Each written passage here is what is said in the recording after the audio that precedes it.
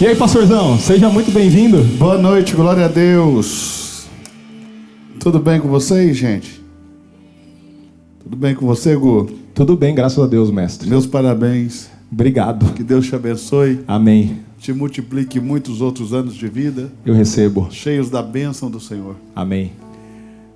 Gente, eu gostaria de bater um papo com vocês e também de abrir para que vocês pudessem falar um pouquinho, para que a gente pudesse conversar, para que seja um diálogo. Sobre a viagem que eu fiz recentemente para a Suíça, que mexeu muito comigo e também falou muito comigo profundamente a respeito de todo o projeto que nós temos como igreja e sobre o nosso alvo como igreja, que são vocês. Os adolescentes são o nosso alvo, vocês são o nosso futuro. E essa semana eu passei por uma experiência de ter que fazer uma cirurgia no coração, por causa de duas artérias que estavam entupidas. Uma estava com 99% entupida, então quase vira um infarto, né? Eu entrei no hospital por acaso, eu estava indo comprar picanha, junto com o Lucas e o Jonathan. Mas à tarde eu não tinha me sentido muito bem e eu falei, cara, vamos no hospital só por desencargo de consciência. Fazer um exame só para ver que está tudo bem. E aí eu entrei no hospital, já não me deixaram sair. Já me colocaram numa cadeira de rodas que eu não podia nem andar. Porque o médico disse que se eu chego lá 12 horas depois, talvez a história seria outra. Porque eu estava a ponto de infartar. E quando você chega tão pertinho da morte assim, você começa a refletir, né, em algumas coisas. E uma das coisas que eu descobri é que eu tenho zero medo de morrer. Amém. Mas eu também entendi que a saudade de quem você ama começa antes mesmo de você deixar essas pessoas. Uau. Porque só de passar a ideia na minha mente, eu já me enchi de saudade dos meus filhos, da minha esposa, da igreja, dos irmãos, de vocês. E a gente aprende nesse momento que a gente precisa dar valor ao tempo que a gente tem, por isso talvez eu esteja fazendo esse esforço para estar aqui, porque a gente não tem todo o tempo do mundo como parece. E eu entendo a igreja, eu não sei como você vê a igreja, né? Mas eu vejo a igreja como pessoas. Para mim, a igreja são pessoas. Mas não são pessoas que têm uma conduta social, moral, que agrada aos demais. São pessoas que realmente nasceram de novo e têm a própria natureza de Deus. Eu entendo a igreja como pessoas que tiveram uma revelação de Deus e que, por essa revelação, receberam uma nova natureza e nasceram de novo. E, independente do que as pessoas pensam, o cristianismo nunca tratou de apenas uma mudança de conduta moral, mas sim de uma troca de natureza. Mudar comportamentos e hábitos é muito pouco para Deus. Porque você pode mudar o seu comportamento hoje, pode mudar os seus hábitos hoje, e amanhã você pode voltar a ter os mesmos velhos comportamentos e os hábitos antigos. Mas quando Deus te dá uma nova natureza, essa nova natureza, essa é incorruptível. Vem de Deus, é a vida de Deus, é a essência de Deus em nós. Há uma passagem na Bíblia que fala de Jesus em Cesareia de Filipe, quando ele vira para os seus discípulos e pergunta assim, quem dizem os homens ser o filho do homem? E os discípulos respondem dizendo que as pessoas diziam que o filho do homem era Jeremias, Elias ou algum dos profetas antigos.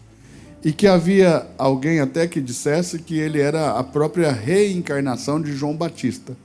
Quem disse isso foi o rei Herodes, né, que mandou cortar a cabeça de João Batista. Ele achava que Jesus era a reencarnação de João Batista. Mas veja, quando Jesus ouve isso, ele faz uma outra pergunta. Ele diz, e vocês? Quem vocês dizem que eu sou? Porque a primeira pergunta é quem as pessoas dizem que eu sou. Agora, quem vocês dizem que eu sou? Quem os discípulos diziam ser Jesus? Aí se levantou Simão Pedro e disse: tu és o Cristo, o Filho do Deus vivo. Aí Jesus diz: Simão, não foi a carne nem o sangue que te revelou isso, mas o meu Pai que está no céu. Então, veja, entender Jesus como Cristo, como Messias, como ungido. A palavra Cristo é uma palavra grega, né? Que em hebraico quer dizer Messias e em português quer dizer ungido. Então, tanto Cristo como Messias querem dizer ungido. Entender Jesus como sendo o ungido do Senhor, o ungido de Deus, e entender Jesus como sendo o Filho de Deus é uma revelação. Nós não temos condição humana de compreender isso, a não ser que Deus nos revele isso. E quando Deus nos revela isso, Jesus diz que nesse momento nós nos tornamos igreja. Ele diz: não foi a carne nem o sangue que te revelou isso, ok? E ele chama Pedro também, né? Simão, ele diz: você é Petros, pedra, e sobre esta rocha edificarei a minha igreja. E que rocha é essa? Que pedra é essa que ele vai edificar a igreja? Não é sobre Pedro, como fizeram lá na Basílica de São Pedro, mas é sobre esta revelação. Qualquer pessoa que tiver essa revelação de que eu sou o ungido de Deus e o seu próprio Filho, se torna igreja. Então, diante dessa revelação é que nós nos tornamos igreja. E nos tornamos igreja por meio de um novo nascimento que nos dá uma nova natureza. Amém? Então, a igreja para mim são pessoas. Essas pessoas são pessoas com uma natureza divina. E essas pessoas são agentes de transformação espiritual, social, política, econômica. Entende? Eu não consigo entender a igreja como sendo um ajuntamento de pessoas que vêm se reunir para ouvir palavras, ou ainda que sejam os ensinamentos de Jesus. Também não compreendo a igreja como sendo um ajuntamento de pessoas que se reúnem para buscar bênçãos para si mesmos ou para suas famílias. Eu entendo a igreja como um agente transformador da sociedade, que vai transformar realmente o mundo. Amém. E isso é possível. A gente às vezes olha para isso e acha isso muito distante, mas eu entendo que isso é possível. Amém. Não só possível, como nós já estamos fazendo isso e estamos vivendo isso, claro, em uma realidade ainda muito pobre, porque eu gostaria que isso fosse algo muito rico, muito poderoso, através da nossa igreja, da Reino. Eu quero que a Reino seja uma igreja diferente de todas as igrejas que eu conheço. Amém. Eu quero que a Reino seja a igreja que eu conheci até hoje na minha vida, que mais investe em pessoas. Nós queremos investir em pessoas, queremos investir no futuro das pessoas, queremos pensar o futuro. Talvez tenha muita gente aqui, por causa da pouca idade, não consegue entender o que eu estou falando, de não termos muito tempo. E ainda que você tenha pouca idade, acredite, passa muito rápido, o seu crescimento é muito rápido. Nós temos aqui adolescentes que daqui 5 anos mais vão deixar de ser adolescentes. Já vão ser adultos e já vão estar trabalhando, alguns já vão ter suas próprias famílias. Em 5, 10 anos mais, vocês já não têm noção das transformações, vocês vão ficar irreconhecíveis. Vocês vão ficar tão diferentes, vão se tornar pessoas tão distintas do que vocês são agora, que vocês não são capazes nem de imaginar isso. Mas veja, nós temos pouco tempo e temos que pensar nisso agora. Então eu fui nessa cidade, uma cidade da Suíça chamada Genebra. Genebra, alguém já ouviu falar dessa cidade? Ok. Genebra é uma cidade pequena, ela tem pouco mais de 250 mil habitantes. Para níveis de Brasil, para nós é uma cidade pequena, né? Brasil, as cidades são muito grandes. Então veja, Balneário Camboriú, que é uma cidade pequenininha, tem 140 mil pessoas. Então Genebra seria 2 Balneário Camboriú. É uma cidade pequena, mas é uma cidade muito importante. Não sei se você já ouviu falar sobre as convenções de Genebra, os tratados de Genebra, ou seja, as nações do mundo, elas se relacionam por causa das coisas que são decididas nessa cidade. Essa cidade também é a sede mundial das Nações Unidas, é a sede da ONU. A ONU fica em Genebra. E é em Genebra que se decide, por exemplo, as regras de imigração, de quando uma pessoa vai de um país para o outro. Todas as nações precisam respeitar as regras da Convenção de Genebra. Essa cidade também decide as regras de guerra. É uma cidade que define como as nações do mundo se relacionam.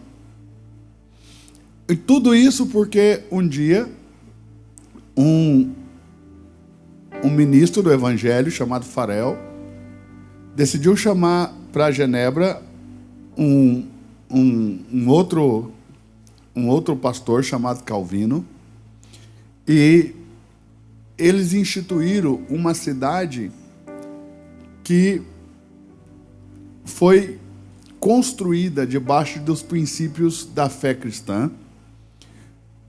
Ela foi gerada e construída, pautada nas Escrituras Sagradas. Tudo que foi ali feito foi com base nas Escrituras Sagradas e com o objetivo de dar acesso e educação para as pessoas que não tinham.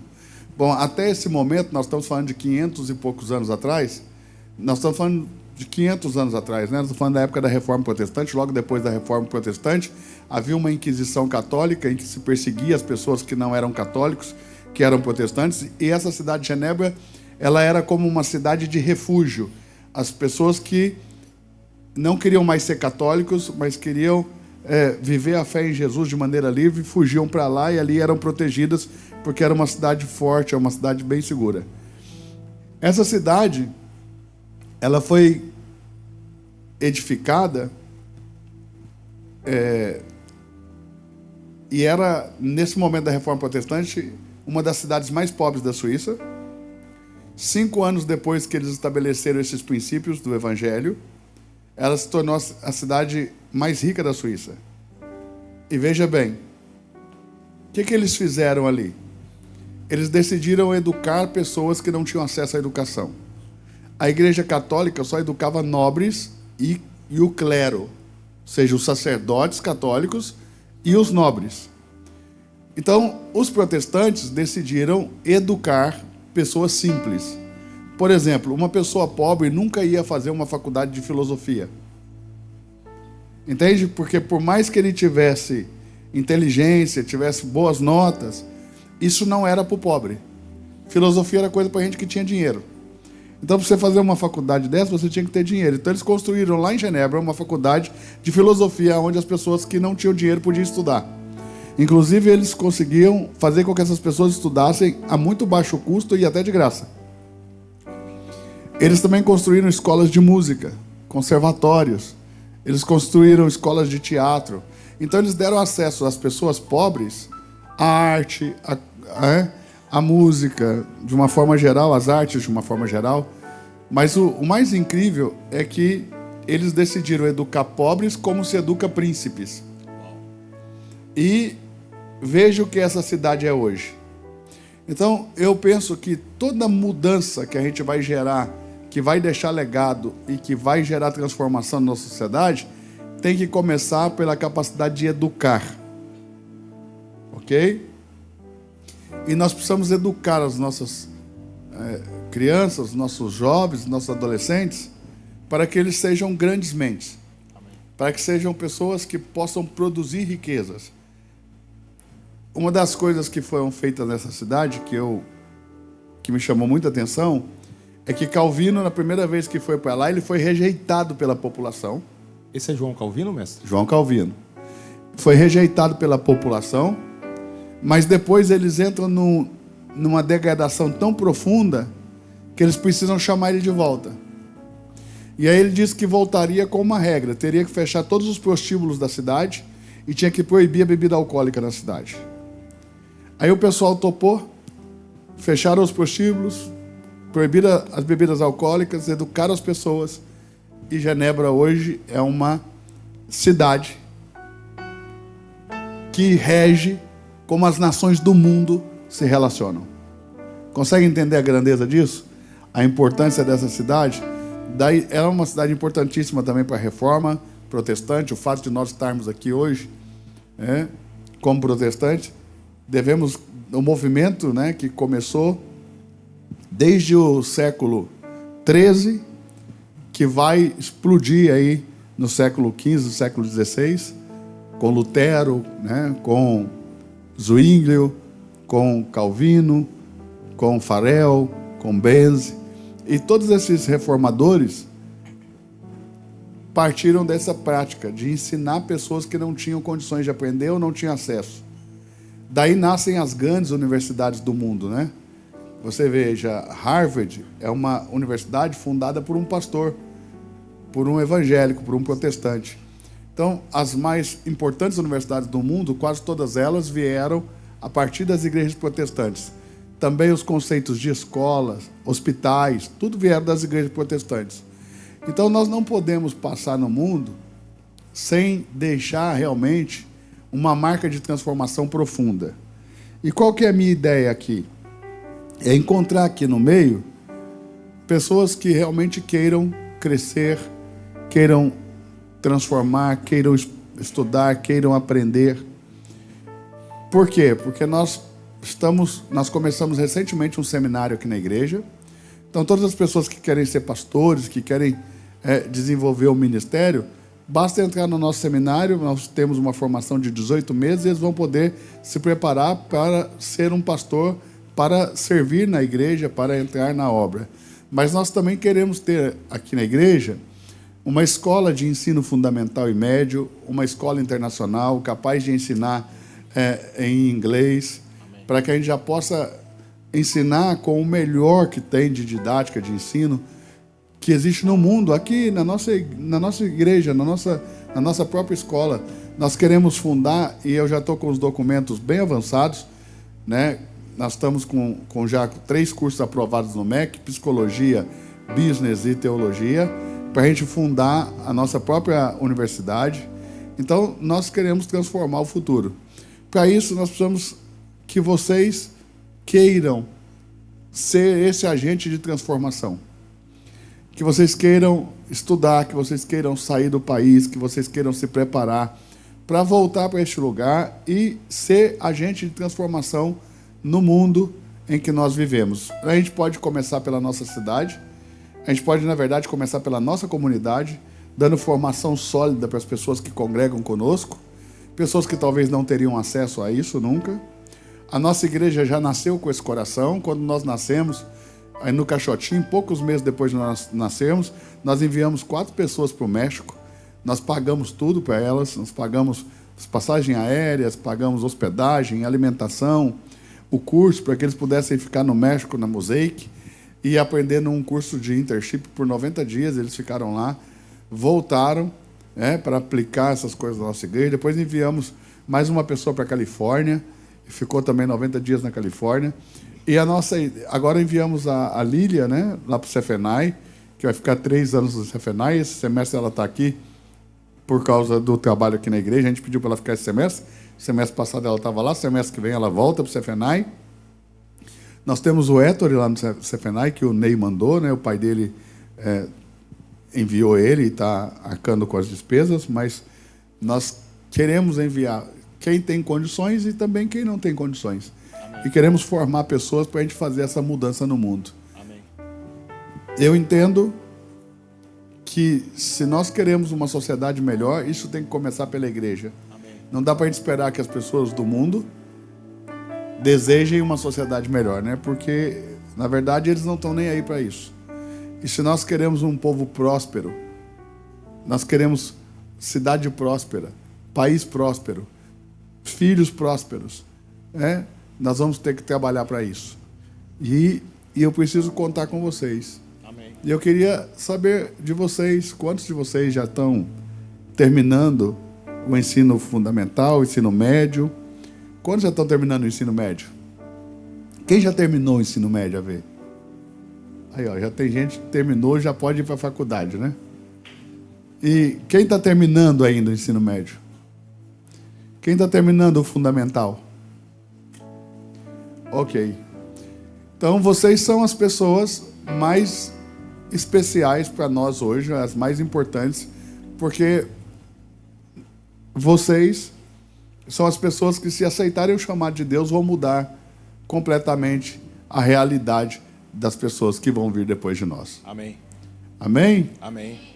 Quantos estão animados a fazerem isso? Amém.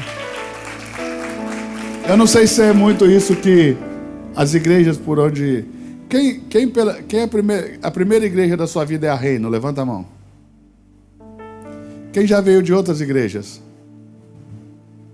Bom, então eu não sei como era a sua realidade lá na outra igreja. Mas aqui na Reino nós pensamos nessas coisas para o futuro.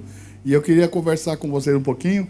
Então, se você quiser fazer alguma pergunta, se você tiver alguma dúvida, alguma curiosidade sobre isso, ou se você quiser saber um pouco mais de como nós pensamos o futuro, eu estou aqui aberto às perguntas. Os irmãos estão com o microfone ali, ó. Só você levantar a mão e fazer sua pergunta que nós vamos responder. Tem uma pessoa lá. Enquanto leva o microfone ali, Du, deixa eu fazer uma pergunta que talvez possa soar para eles como muito importante. Sim. Para eles que têm interesse de ser esse tipo de adolescente no futuro, né? Ser um adulto que é uma cabeça pensante, que vai fazer a diferença na nação, que vai ser uma resposta para a comunidade, em Balneário, para as nações. Qual que você acredita que tem que ser o primeiro passo deles hoje? O que eles precisam fazer hoje para poder chegar nesse nível? Buscar conhecimento. Você precisa estar na frente de todo mundo. Veja, existem pessoas que pensam como você vai viver e existem os que vivem debaixo das regras daqueles que pensaram. Uau! Então, nesse exato momento, tem pessoas decidindo o seu futuro. A escola que você estudou foi pensada por alguém. E veja, eu estudei na mesma escola que vocês. Mas, na minha época, ninguém ousava questionar essa metodologia de ensino, essa maneira de ensinar. Ou seja, escola obrigatória. Hoje, os grandes mestres do mundo, os grandes professores do mundo, eles estão simplesmente rejeitando e reprovando a ideia de escola obrigatória. Porque eles entendem que a escola está te formatando para ser subalterno a um sistema criado e pensado para dominar as massas. Então, quem vai pensar fora dessa caixa tem que ter um sistema de escola diferente. Então você vai, eu posso depois te dar os nomes dos autores que você pode ler para você compensar e entender isso.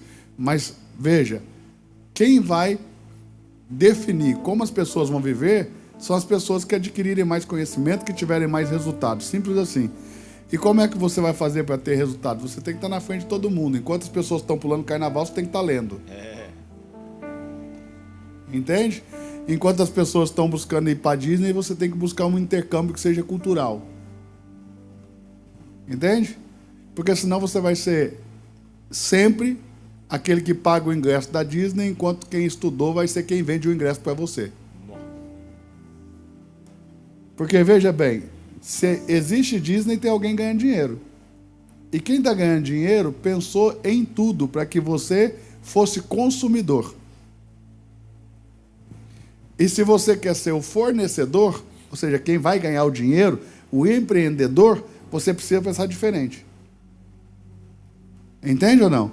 O sistema que nos trouxe até aqui é bom, mas só ele não é o suficiente. Você tem que desenvolver o seu conhecimento para além do que a escola te ensina. Ou seja, você tem que estudar mais do que a escola propõe. E quem estuda no COC já deve estar morrendo aí, né? Quer dizer, mais do que eu já estudo? Mais. Mas não da mesma maneira que a escola te ensina, né? Diferente. Então você é diferente. Você precisa do ensino que a escola te dá, mas você precisa de mais. Você precisa de experiências.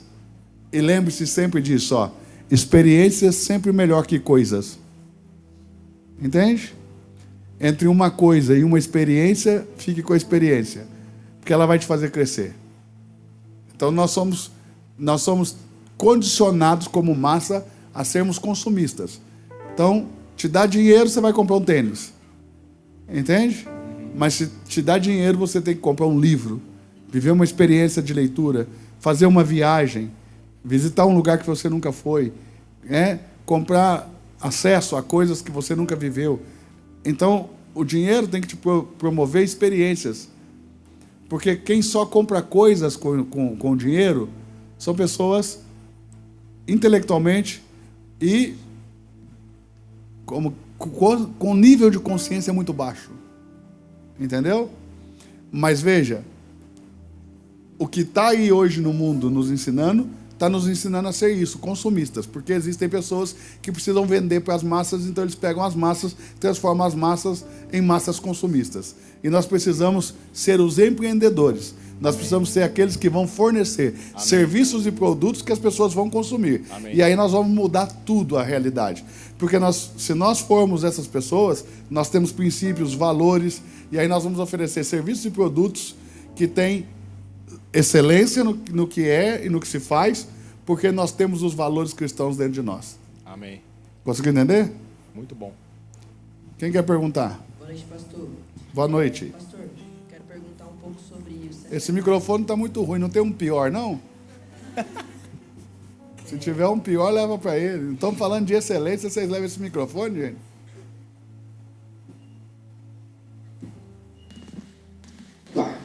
Aí, bem melhor. Escutei já. Mas eu quero perguntar um pouco sobre o Cefenai, porque eu tenho muita vontade de queimar muito no meu coração o Cefenai, desde quando eu comecei a crer em Cristo, comecei a realmente viver querer começar a viver no propósito dele. Porque eu sei que eu tenho um chamado muito forte, muitas pessoas já falaram. Inclusive o Gu já profetizou sobre a minha vida, que eu tenho um chamado muito forte no meu aniversário. Vê se a Lília está aí, chama ela para mim. Eu acho que você não está preparado para ouvir o que eu vou te responder. Em nome de Jesus eu recebo. Eu acho que você não está preparado, mas vou te responder. Olhe bem para mim que eu vou te falar. O Cefenai é muito fraco para nós. É muito beabá, é muito 1, 2, 3. Qualquer um de vocês aqui que for para lá vai achar muito fraco. É muito inicial. Nós precisamos desejar algo além disso, entendeu? Precisamos desejar uma boa universidade cristã, GBU, Oral Robert, mas nós precisamos desejar coisas melhores. Tá aí? A Lilian está no Cefenai, ela vai te falar que nada passa do básico. Ou seja, o que é o bom do Cefenai para você hoje, se você for para lá? A experiência de intercâmbio cultural. Né? Mas em termos de formação e treinamento, eu acredito que nós estamos muito mais capacitados para formar e capacitar você para o ministério do que eles. Eu acho que eles têm metodologia e têm uma grade curricular que é muito básica. Ou seja, era melhor fazer o seminário na Reina. Não, seminário na Reina é melhor, com certeza, sem sombra de dúvida, mas o melhor ainda é você desejar ir para uma grande universidade. Entende? Onde você vai ter uma formação de peso, de qualidade. E você pode desejar isso, e isso pode ser viabilizado, se estiver fora da sua realidade, pela própria igreja, entende? É isso que eu estou dizendo para vocês. Vocês têm um pastor que tem o desejo de investir em vocês. O que na minha época não existia, nem possibilidade. Entende?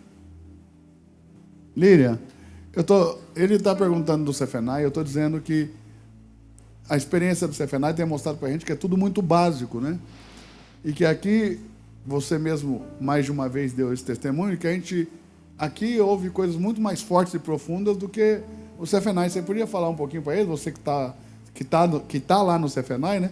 Ela está aqui esse semestre, gente, só por causa do trabalho da igreja aqui, que foi muito, muito trabalho, a gente pediu para ela ficar. Mas o semestre que vem ela já vai continuar. Ela vai terminar o Cefenai, porque eu penso que tudo que a gente começa tem que terminar.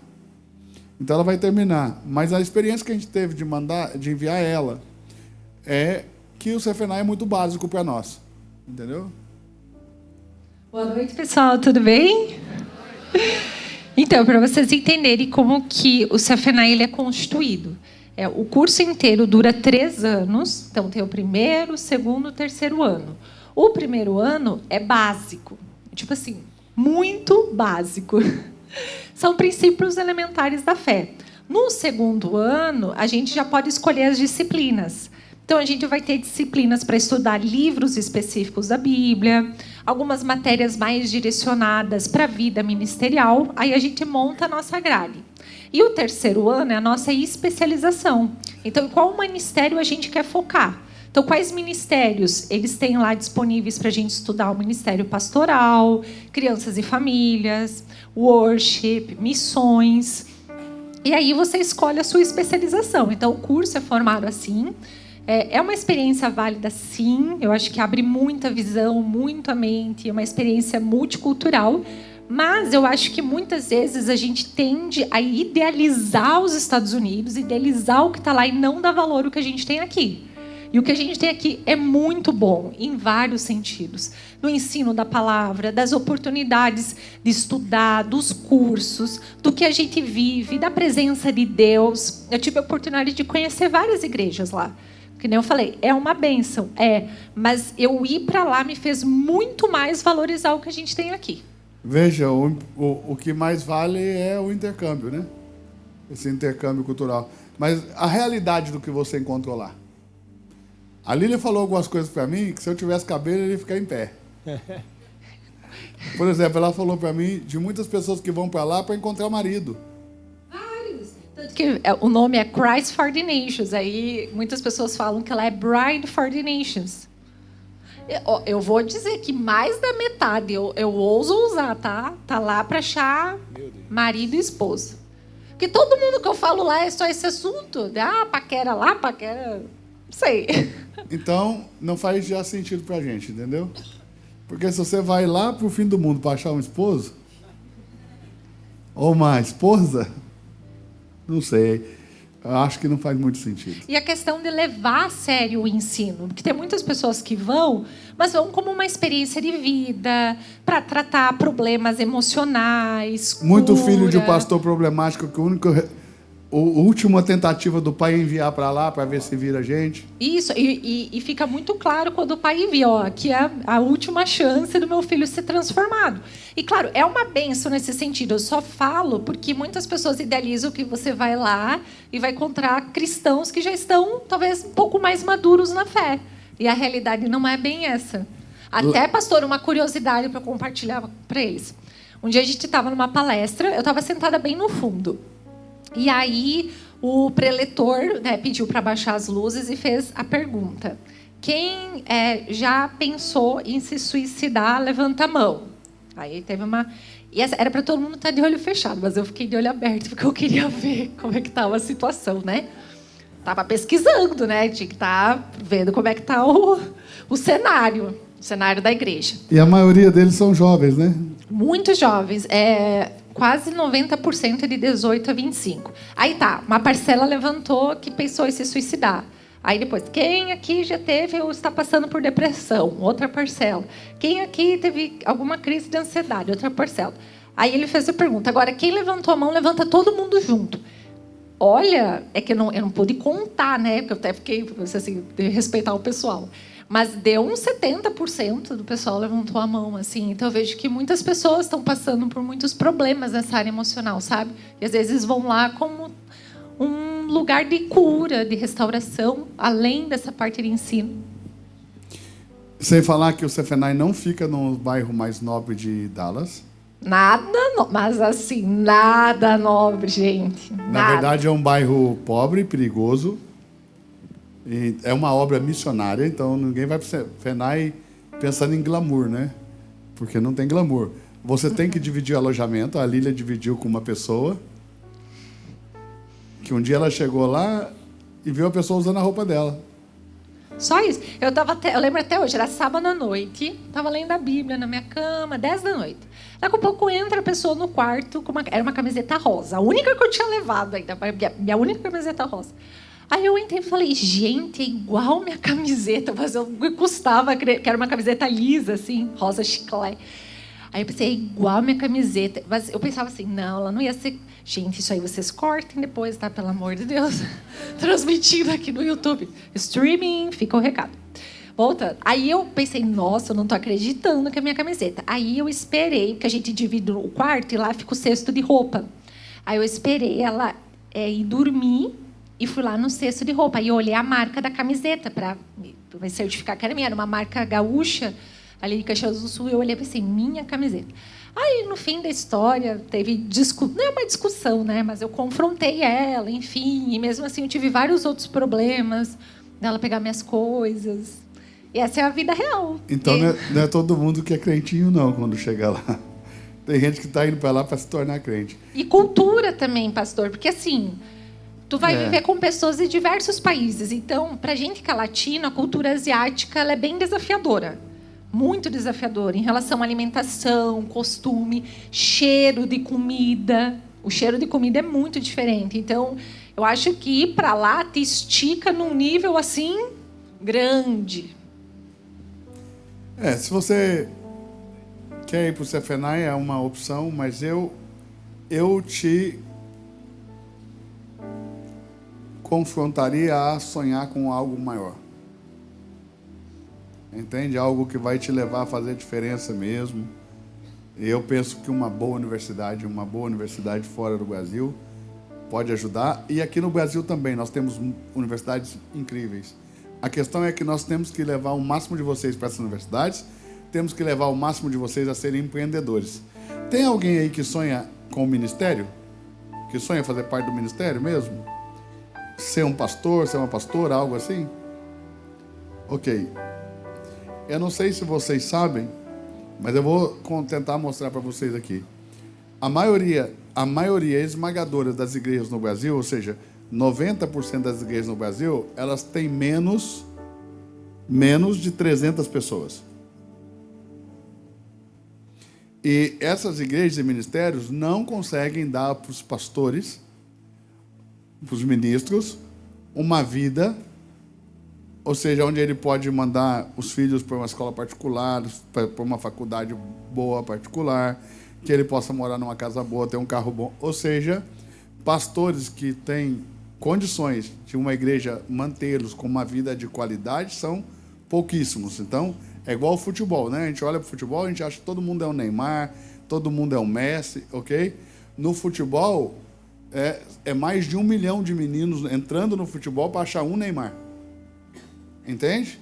No ministério é a mesma coisa. A maioria das pessoas não conseguem se manter com o ministério. Então, quem entra para o ministério não pode estar focado em ganhar recursos do ministério, mas, pelo contrário, em produzir recursos para o ministério, para si mesmo e para o ministério. Então, esse é um dos motivos principais que eu quero ensinar vocês e também encorajá-los a, desde já, serem pessoas empreendedoras. A serem pessoas que vão deixar de ficar consumindo e pessoas que vão começar a fornecer. Ok? Eu estou com 47 anos, eu venho de uma realidade de vida muito simples.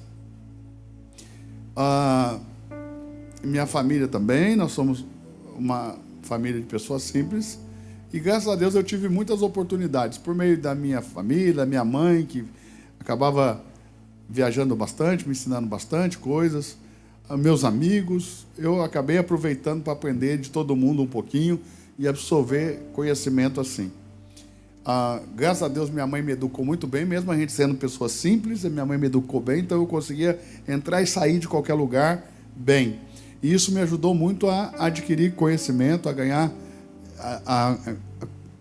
mais uma carga de informação, um repertório muito maior para poder ir crescendo. Mas o que eu tenho visto? Que a gente precisa empreender. Então, eu tenho empresa no digital, eu tenho uma empresa no digital com o Thiago Lobos, que é o meu sócio, mora lá em Goiânia. Então, a gente tem no digital e eu fazia muitos lançamentos. Só para você ter uma base, quando eu parei de fazer os lançamentos para poder cuidar da igreja, o último lançamento que eu fiz, eu vendi R$1 milhão em menos de 2 minutos.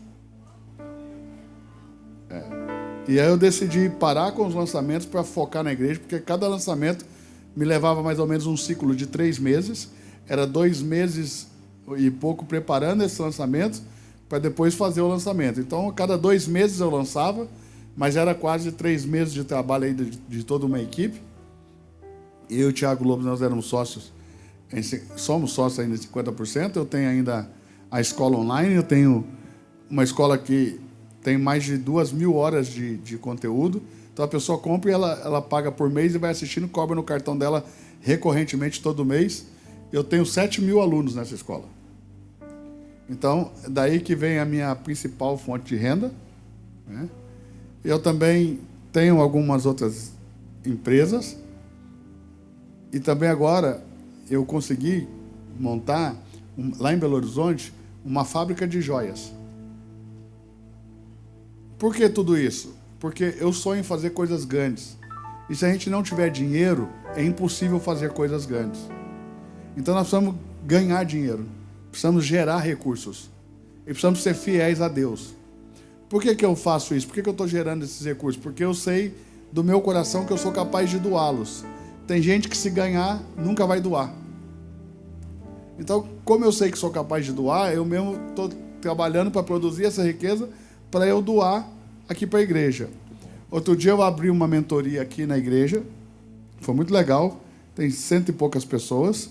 Eu vendi a R$5.000 essa mentoria, depois passei para 15 mil. E o primeiro dinheiro que eu saquei dessa mentoria foi 180 mil e eu doei esse dinheiro para a igreja.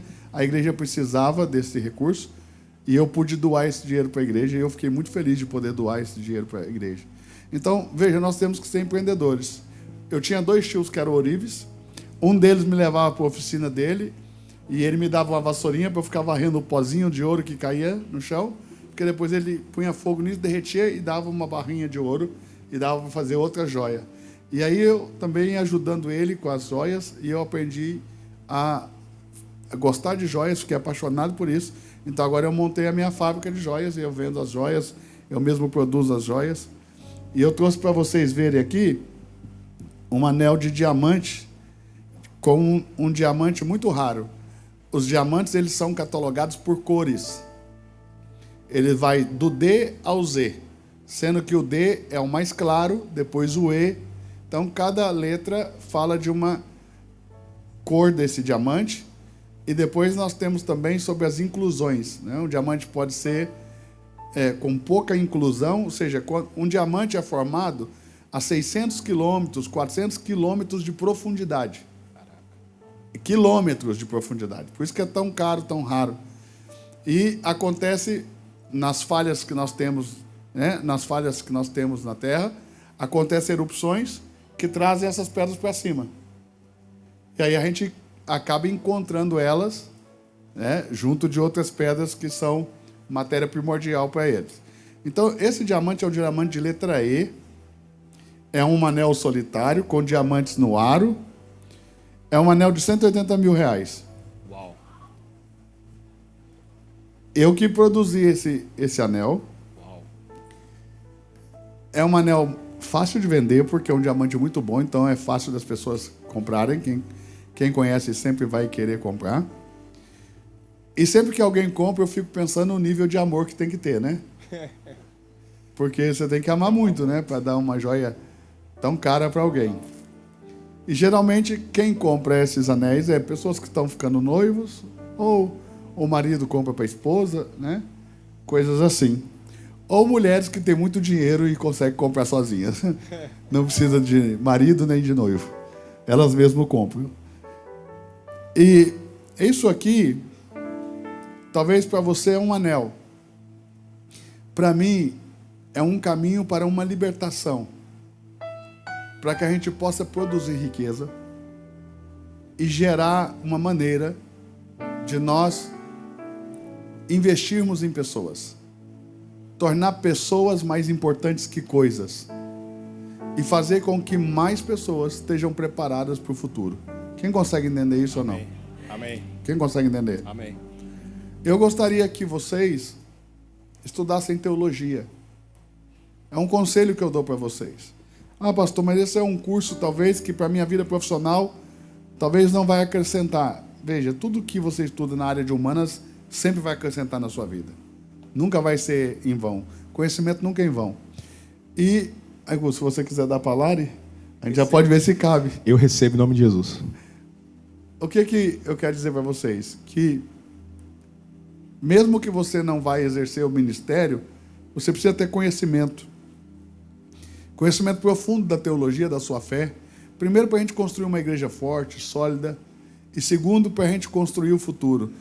De qualquer área que você for, você, se está preparado teologicamente, consegue construir com princípios e valores cristãos.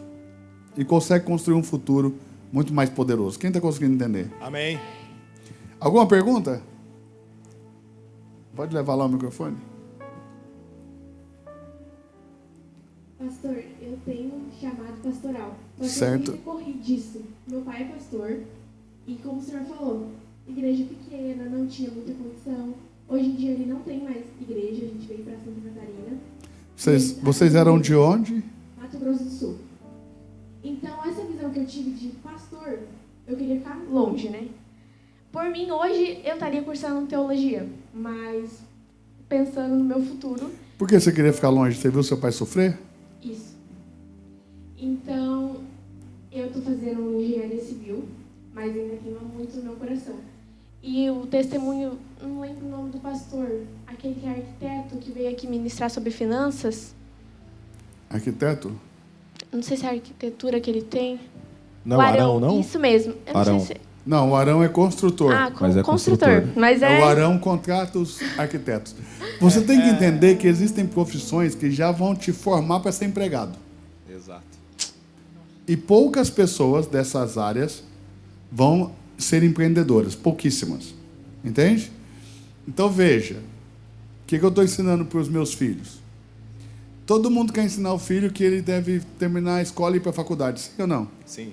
Eu estou ensinando para meus filhos que eles precisam ser os donos da faculdade. Porque enquanto você estuda, eles ganham dinheiro. Veja, você tem que ser o dono da faculdade. Consegue entender? Nós temos que mudar a nossa mente. Nós temos que pensar em coisas grandes. Senão a gente nunca vai fazer a diferença. Nós temos que construir escolas. Temos que construir faculdades. Temos que construir entretenimento. Entende ou não? Nós temos que construir tudo, nós temos que dominar todas as áreas, todos os lugares. Construtoras, tudo tem que ser de crente. E aí nós vamos mudar a sociedade. Amém. Porque, veja, o crente sempre foi marginalizado. Porque quando eu era mais novo, como vocês, na idade de vocês, as pessoas que tinham estudo e tinham dinheiro não eram evangélicas. Agora não, você tem um monte de evangélico que tem formação, que tem dinheiro, mas não era assim, tá? Sempre o evangélico foi um povo marginalizado. Agora que os evangélicos cresceram em número e também em nível social. Mas pode continuar, desculpe. E eu queria saber como eu concilio essas duas áreas, né? Igual o senhor está falando Você tem aí. que ser esforçado e acima da média. Você faz engenharia? Você faz engenharia? Engenharia civil. Que horas? Eu faço à noite, Em que universidade? ali na Uniavantes. Ok. Você precisa fazer a teologia no outro horário e fazer 2 faculdades ao mesmo tempo. É isso que vai fazer você diferente. Você não tem que parar a sua. Pelo contrário, você tem que concluir. Mas eu, no seu lugar, faria teologia de manhã, por exemplo. Entende? E faria 2 faculdades ao mesmo tempo. E veja, se tem uma coisa que vocês conseguem fazer, é muitas coisas ao mesmo tempo. Por causa da idade, da energia que vocês têm. Então, você imagina, eu que sou um velhinho, consigo, imagina vocês, velhinho mesmo. Assim, eu já estou me sentindo mais velho do que eu sou, porque eu me desgasto muito, né? Eu sou muito intenso no que eu faço. Então, veja, eu faria 2 coisas ao mesmo tempo. E depois faria ainda mais. Se eu fosse você, eu não pararia de estudar nunca. Entendeu? E busque empreender. Então, se faz engenharia à noite, faça teologia de manhã e ainda ache uma coisa para você empreender e ganhar dinheiro. Entende? Para que você não dependa de uma igreja pequena, como foi o caso do seu pai. Porque às vezes, quando você está numa igreja grande consegue te pagar um salário bom para que você possa exercer o ministério. Mas são poucas igrejas que conseguem isso, entende? E mesmo, às vezes tem igreja que é muito grande, mas a arrecadação não é grande, porque às vezes é muito grande, mas as pessoas são pessoas mais simples, então a arrecadação é pequena. Às vezes você tem igreja pequena com arrecadação grande. Uma igreja pequena que eu falo, mínimo 1.000 pessoas, né? Médio porte. Nós somos uma igreja que congrega por semana, só no domingo aqui nós congregamos mais de 1.700 pessoas. Nós temos 3.000 pessoas congregando na Reino, em média. Nos domingos é 1.700 pessoas, mais ou menos. Isso porque nós entramos agora em junho até novembro, tem uma queda de presença, de frequência. Mas no final de dezembro e janeiro aumenta, isso quase passa de 2.000 pessoas no domingo, né? Essa é a nossa experiência. O ano passado, no final de dezembro para frente, quase todas as reuniões passavam de 2.000 pessoas. Uau. No domingo, as reuniões de domingo, né? Todos os domingos. Então, ou seja, nós somos uma igreja relativamente grande para a nossa realidade, para a nossa cidade, 140.000 pessoas, uma igreja de 3.000 pessoas é uma igreja grande, E tem um outro detalhe, né? Nós somos uma igreja que arrecada bem. E nós já estamos terminando aqui a nossa estrutura e agora é investir em gente. Então, o futuro nosso agora é investir em pessoas para a gente consolidar e construir coisas realmente grandes. Amém. Veja, se um de vocês que tem o coração e que é fiel, por ajuda da igreja, se torna um grande empresário e ganha muito dinheiro e tem um coração em Deus, fiel a Deus, amanhã nós estamos construindo uma igreja gigantesca porque nós estamos dando dinheiro para construir algo grande que vai mudar a vida das pessoas. Cada igreja, para mim, tem que ser uma escola. Em que sentido? Ela precisa ser um lugar de educar pessoas. Então precisa ter escola, precisa ter faculdade, entende ou não? E não é só ensino fundamental e médio e faculdade, não. Nós precisamos ter escola de dança, escola de música, escola de balé. Nós temos que nos envolver com o teatro, com a dança, com a arte, com a música. Nós temos que nos envolver com a filosofia. Nós temos que nos envolver com aquilo que governa o mundo. Para que a gente possa realmente deixar um legado. Mais alguém? Que nós estamos pouco tempo. Se tiver, é só levantar a mão. Ou vocês estão achando que a conversa é muito pesada para vocês? Não. É que se a gente não tiver essa conversa agora, rápido, e se você não entender que a sua igreja está disposta a investir em você, talvez você deixe a oportunidade passar. Tudo bem, pastor? Boa noite. Tudo bem, boa noite.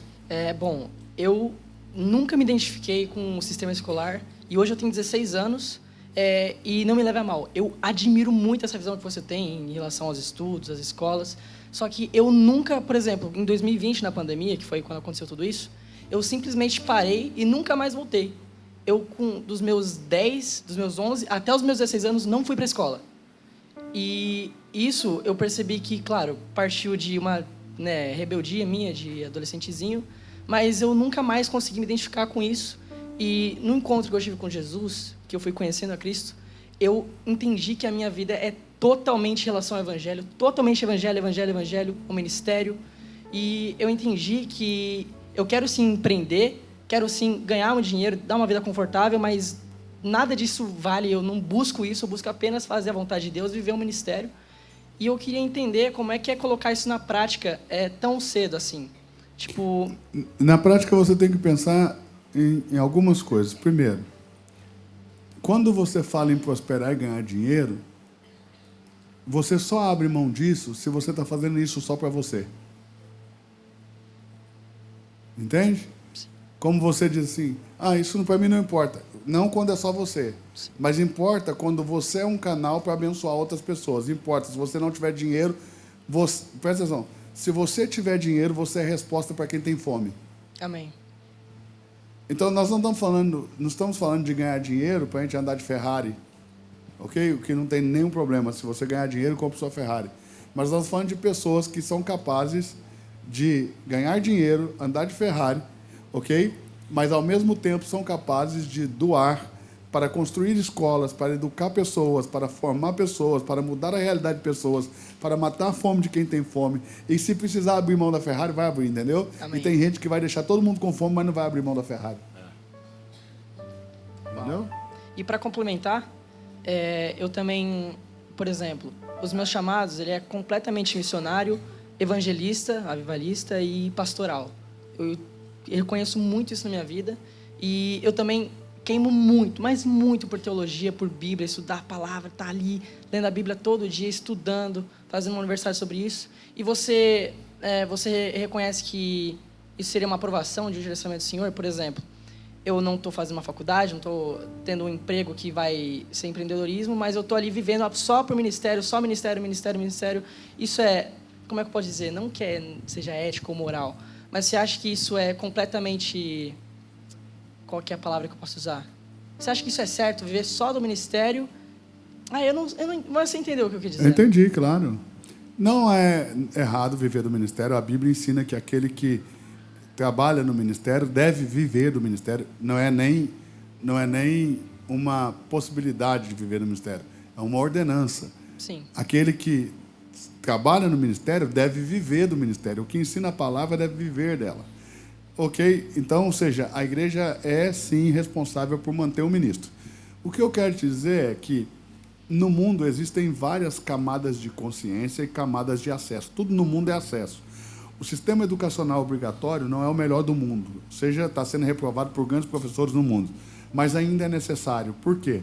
Porque por mais que você não termine de estudar os seus estudos, não entre na faculdade e monte uma empresa, se dê bem, fique multimilionário, ainda assim você não vai ter acessos e as influências que precisa.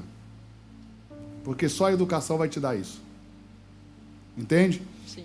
Uma pessoa com muito dinheiro e sem educação, sem formação, para as pessoas que têm governo, domínio e poder, é só um burro com dinheiro. Para eles não importa. Essa pessoa não tem acesso, não frequenta os mesmos lugares, não tem a mesma influência, não tem a mesma capacidade. Entenda, educar é mais importante do que dar dinheiro. Você pode ganhar todo o dinheiro do mundo. Se você não tiver educação, você não vai ter a influência que precisa. Existe um mundo em paralelo ao mundo que você vive, que você só acessa por meio de educação. Educação correta, network correto, relacionamentos certos. E se você não crescer nisso, você nunca vai nem enxergar isso. Você vai nascer, crescer e morrer sem ver isso. Existe um lugar no mundo onde as pessoas pensam como nós vivemos. Vou te dar um exemplo. Você tomou vacinas porque alguém pensou nisso. E alguém que pensou nisso a nível mundial e manipula isso e ganha dinheiro com isso. Então, veja, se você é a resposta para o consumo mundial, você está falando de muito dinheiro em minutos. Em menos de 2 minutos eu consegui vender R$1 milhão vendendo curso bíblico. Tenta imaginar quem vende vacina para o mundo inteiro. Consegue imaginar? Estou falando de bilhões e bilhões e bilhões e bilhões de dólares. Sim. Tente imaginar quem vende carro para o mundo inteiro. Todo mundo precisa de carro. Tente imaginar quem vende geladeira para o mundo inteiro, fogão para o mundo inteiro. Você entende ou não? Alguém pensou nessas coisas. A maneira de vender para todo mundo. E se você vai buscando, vai lá. Quem vende o seu tênis, o Nike? Quem vende a bolsa que a sua mãe gosta de comprar? Quando você vai observar, todas essas empresas pertencem a empresas e um grupo pequenininho de empresas são donos de todas essas empresas que você nem imagina, que você acha que são concorrentes. Entendeu? E tem tudo o mesmo dono. Porque existem poucas pessoas governando e dominando o mundo. O que eu estou te dizendo é que se nós queremos fazer a diferença, nós vamos precisar educar a níveis muito altos. Entende? Sim. A ponto de dar acessos que os evangélicos ainda não tiveram. Pelo menos não na nossa realidade. E a gente gerar essa influência. Quem conseguiu entender? Amém. É isso. Gu, para mim é isso. Se tiver mais alguma coisa, alguma pergunta. Eu acho que é isso, mas a gente poderia marcar a parte 2 já. Eu acho que tem muitas dúvidas. Assim que você conseguir estar com a gente de novo, a gente pode trazer talvez mais cabeças pensantes, poder conversar com eles, para poder esclarecer dúvida. Eu acho bom demais. Vamos inaugurar uma série disso aí. É isso. Amém. E se você quiser estudar teologia, quiser ir para uma faculdade de teologia, eu quero acompanhar você de perto, tá? Então eu vou pedir para você procurar aqui vamos pedir para o pastor Lucas vir aqui. Eu vou pedir para você procurar o pastor Lucas e deixar seu nome, seu telefone com ele, porque nós vamos depois chamar você para uma palestra e vamos dar acesso a vocês às melhores universidades de teologia do Brasil. Amém. Entendeu? Vamos aplaudir Jesus. Estudar. E as universidades norte-americanas também. Amém? E muitos de vocês aqui, eu não sei se você acredita nisso, né? Mas se você acreditar que você pode, que você é capaz, se você se esforçar para isso, você pode estudar fora do Brasil e ser financiado pela igreja, por que não? Amém. Nós não podemos fazer para todos, mas podemos fazer para os que têm muito desejo. Ou os que se esforçarem muito, entendeu? Amém? Amém. Bora. Mestre, muito obrigado por esse tempo. Deus abençoe vocês. Fomos muito abençoados.